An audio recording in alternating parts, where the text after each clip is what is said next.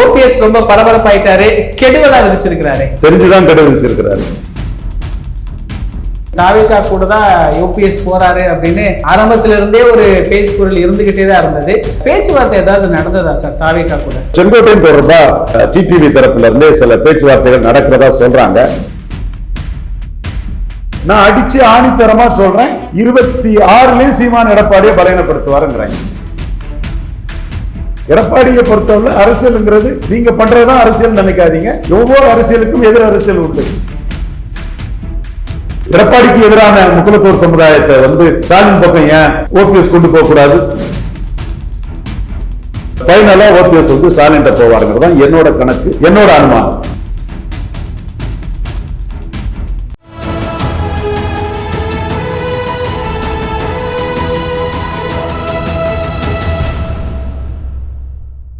தமிழரம் நேயர்களுக்கு வணக்கம். இன்று நம்மிடையே அரசியல் விமர்சகர் திரு ரவீந்திரன் துரைசாமி அவர்கள் இணைந்துள்ளார். சார் வணக்கம். சார் வணக்கம் தம்பி. எப்படி இருக்கிறீங்க சார்? நல்லா இருக்கும் தம்பி. சார் என்ன சார் ஓபிஎஸ் ரொம்ப பரபரப்பாயிட்டாரு, கெடுவலா விதிச்சிருக்கிறாரு? தெரிஞ்சுதான் கெடு விதிச்சிருக்கிறாரு. எடப்பாடி அசைய மாட்டாருன்னு நல்லாவே தெரியும். இப்ப எப்படி சார் என்ன முடிவு பண்ண போறாரு? எடப்பாடி அசைய மாட்டாருங்கிறத தொண்டர்கள் மத்தியில் எஸ்டாப்ளிஷ் பண்ணணும்.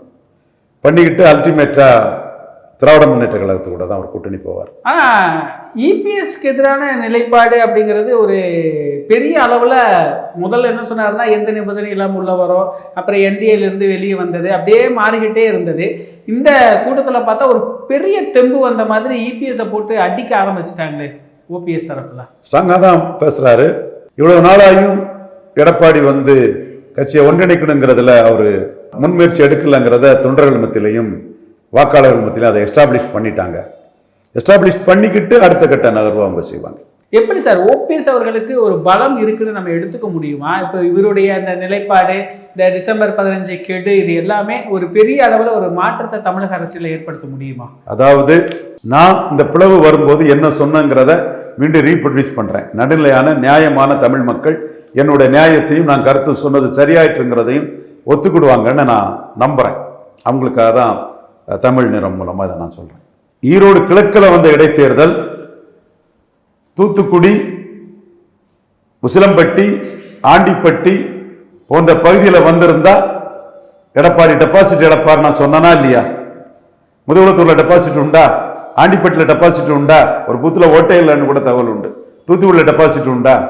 அப்ப இடைத்தேர்தல்னாலும் 25 விழுக்காடு ஓட்டு எடுத்தார் பாஜகவோட.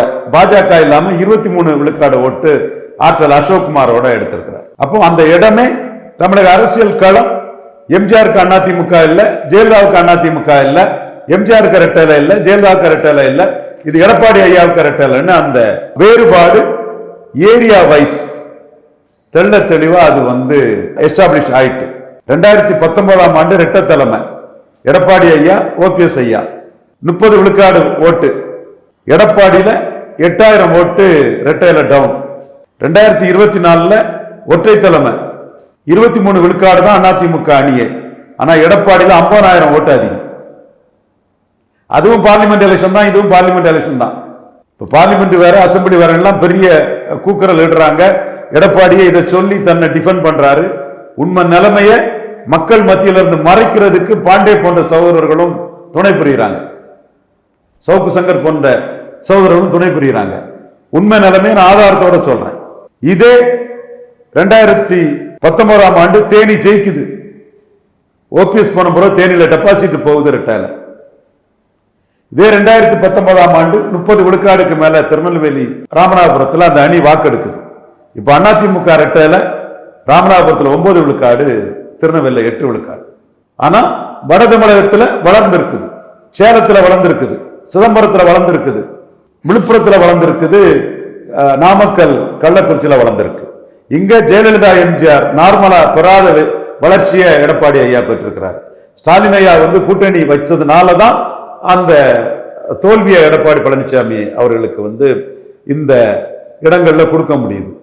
அப்ப பொலிட்டிக்கல் டைனமிக்ஸ் மாறிட்டு 13 விழுக்காடு வாக்குகள் 2021 இருந்து 24 குறைஞ்சு போச்சு. ரெட்டலையில ஒரு இலை எடப்பாடி பழனிசாமி, ஒரு இலை ஓபிஎஸ், வேலுமணி கோயம்புத்தூர்ல ஜெயிக்கிறார். இன்னைக்கு ரெட்டை இலை கோயம்புத்தூர், நீலகிரி எல்லாம் பரிதாபமா 3வது இடத்துக்கு போகுது.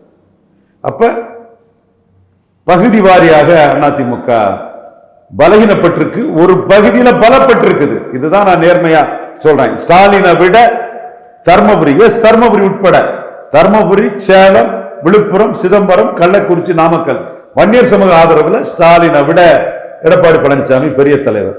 10.5 ஆலையும் சசிகலா தினகரன் ஓபிஎஸ் நீக்கத்தாலையும் தென் மாவட்டத்தில் நாம் தமிழர் சீமானை விட 60 சட்டமன்ற தொகுதிக்குள்ள எடப்பாடிக்கு 30,000 ஓட்டு கம்மி.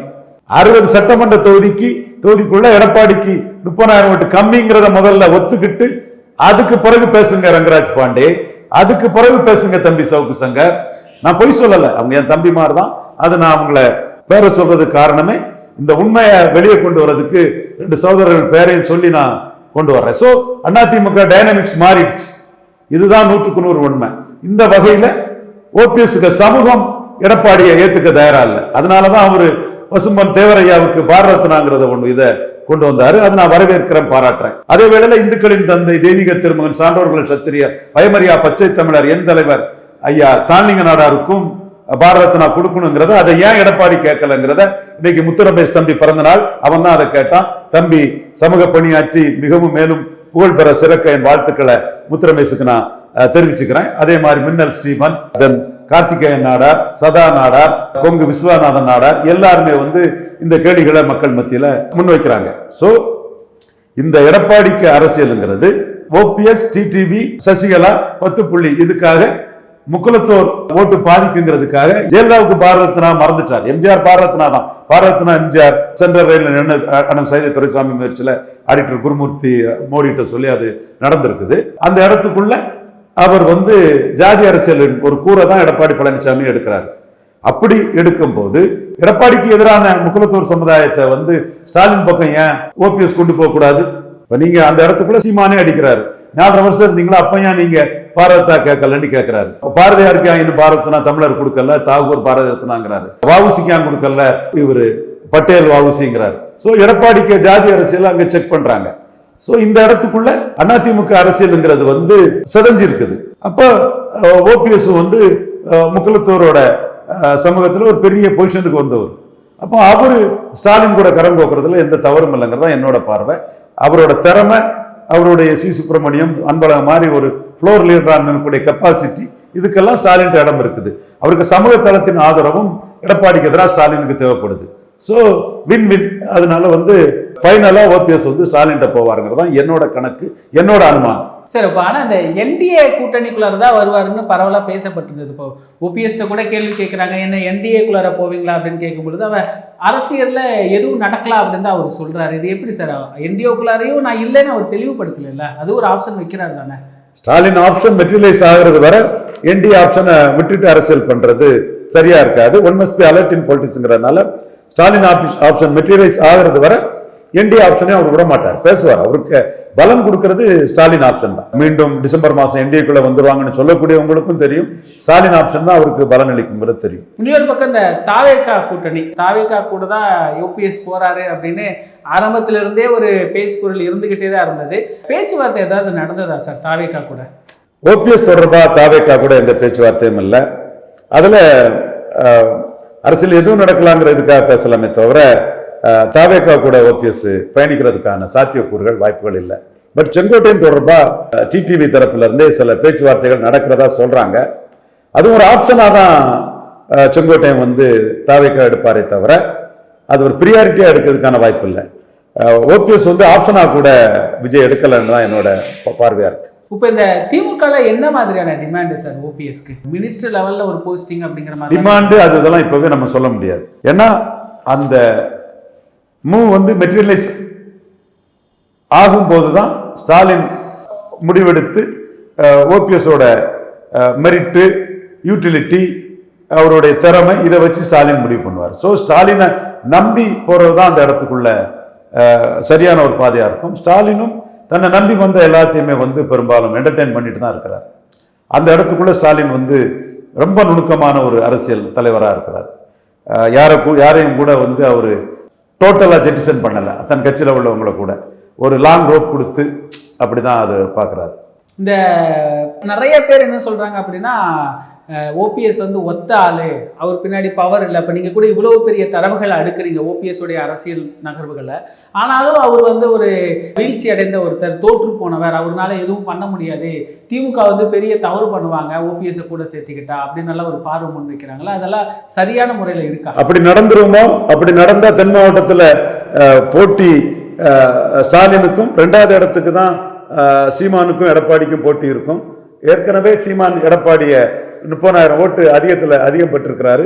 மீண்டும் அது 30,000 லட்சக்கணக்கில் சீமான் அந்த 60 சட்டமன்ற தொகுதிக்குள்ள எடப்பாடியோட அதிகம் போறதுக்கான வாய்ப்பு இருக்குங்கிற உங்க நபர்கள் தான் இதை சொல்றாங்க. எவனாவது இந்த சர்வேன்னு சொல்லக்கூடியவன், இந்த வெப்பு நடத்தக்கூடியவன் எவனாவது தென் மாவட்டத்தில் 2024 சீமானுக்கு எடப்பாடியோட 30,000 ஓட்டு 10 மக்களவை தொகுதிக்குள்ள உள்ள 60 சட்டமன்ற தொகுதிக்குள்ள அதிகம்னு எவனாவது மனச்சாட்சிப்படி உண்மையா நேர்மையா ஒரு நடுநிலை எவனாவது பேசியிருக்கானா? இல்ல விளவங்கோட்டில் ஜெயலலிதா உயிரோடு இருக்கும்போது நோட்டா கீழே போன சீமான் கிட்டே ஒரு 4வது போயிட்டாருன்னு எவனாவது பேசியிருக்கானா? அப்போ அப்படி பேசாதவங்க உள்நோக்கத்தோட பேசக்கூடியதுதான், தரவுகளோட பேசணும். எதை பேசினாலும் ஒரு தரவுகளோட பேசணும். நானே சொல்றேனே, ஓபிஎஸ் 13% ஓட்டு இருக்குன்னு நான் சொல்லலையே. ஓபிஎஸ் போனதுனால அதிமுகவின் தன்மை போயிட்டு அபகரிக்கும் தன்மை கொண்ட தலைவர் எடப்பாடினே ஆயிட்டாரு. முக்குலத்தோர் நான் வெள்ளாள கவுண்டர்கள் மத்தியில் அதிமுக பலகீனப்பட்டுட்டு 13 விழுக்காடு ஓட்டு குறைஞ்சி போச்சுன்னு நான் சொல்றேன். நீ அதுக்கு என்ன சொல்ற? அது சட்டமன்ற எலெக்ஷன், இது பார்லிமெண்ட் எலெக்ஷன் சொல்றேன். அப்போ நான் வந்து தெளிவா 19 எடப்பாடி உதாரணமும் 24 எடப்பாடி உதாரணத்தையும் நீ சொல்றது தவறுன்னு எடுத்து வைக்கிறேன். தெளிவா பிரைமினிஸ்டர் கேண்டிடேட் இல்லாத சீமான் கிட்ட நீங்க புதுச்சேரியில் 4வது போயிட்டீங்கிற கருத்தை எடுத்து வைக்கிறேன். விளவங்கோடு உதாரணத்தை எடுத்து வைக்கிறேன். கன்னியாகுமரி உதாரணத்தை எடுத்து வைக்கிறேன். உங்களுக்கும் சீமானுக்கும், தனிச்சு நின்ற சீமானுக்கும் உங்களுக்கும் திருநெல்வேலி ராமநாதபுரத்தில் பெரிய வித்தியாசம் இல்லைன்னு எடுத்து வைக்கிறேன். அப்ப ஜெயலலிதா உயிரோடு இருக்கும்போது 1 விழுக்காடுல இருந்த சீமான் இன்னைக்கு 8 விழுக்காடு வந்திருக்காருன்னா எடப்பாடியை தானே பலகீனப்படுத்தி இருக்கிறாரு. இதே புள்ளியில நான் அடிச்சு ஆணித்தரமா சொல்றேன், 26லயும் சீமான் எடப்பாடியை பலகீனப்படுத்துவாருங்கிறேன். காரணம், எடப்பாடி தன்னோட நிலைப்பாட்டில இருந்து மாறி போயிருக்கிறாரு. சீமான் காங்கிரசும் பாஜகவும் ஆகாதுங்கிற நிலைப்பாட்டில் தெளிவா இருக்கிறாரு. எடப்பாடி விக்கிரவாண்டியில ஈரோடு கிழக்குலயும் நிக்கல, சீமான் 2 களத்துக்குள்ளே நின்றுக்கிறாரு. இதெல்லாம் ஆதாரத்தின் பூர்வமாட்டு களத்துக்குள்ள நிற்காத தினகரனையும் கமலஹாசனையும் சீமான் பலகீனப்படுத்தினாரு. அதே மாதிரி ஜெயலலிதா மறைவுக்கு பிறகு எடப்பாடியை பலகீனப்படுத்தினாரு. இப்ப எடப்பாடி நிலைப்பாட்டிலிருந்து மாறி போனதும் களத்துக்குள்ள நிற்காததிலையும் எடப்பாடியை சீமான் பலகீனப்படுத்துவாங்க. ஆதாரத்தோட சொல்றேன். இதை ஏற்றுக்கொள்ள முடியாதவங்க, உண்மையை சகிக்க முடியாதவங்க திட்டமிட்டு பிரச்சாரங்கள்ல பொய் பிரச்சாரங்கள்ல ஈடுபடுறாங்க. நான் தரவுகளோட உண்மையை சொல்லி இப்படி நேத்து நடந்ததுனால நாளைக்கும் இதே மாதிரி நடக்க வாய்ப்பு இருக்குன்னு சொல்றேன். அந்த வகையில ஈர்ப்பு சக்தியற்ற எடப்பாடியை சீமான் பலகீனப்படுத்துவாரு. அதற்கு சீமான் எடுத்த ஒரு ஆயுதம் தான் முக்குலத்தோர் மத்தியில எடப்பாடிக்குள்ள எதிர்ப்பு. பசுமன் தேவரையா பிறந்த நாள்ல நடத்தும் போது சீமானே வெளிப்படையா சொன்னாரு, நீங்க முக்குலத்தோருக்கு எதிராக போயிட்டீங்க, சசிகலா தினகரன் ஓபிஎஸ் 10.5 எல்லாம் அவர் சொல்லிக்கிட்டு திரும்ப சீமான் என்ன சொல்றாரு, இதற்காக தேவரையாவுக்கு பாரதத்தினா சொல்றீங்க, நீங்க 4.5 வருஷம் இருக்கும்போது தேவரையாவுக்கு அதை ஏன் கொடுக்கலங்கிற கேள்வியையும் அவர் வைக்கிறார்.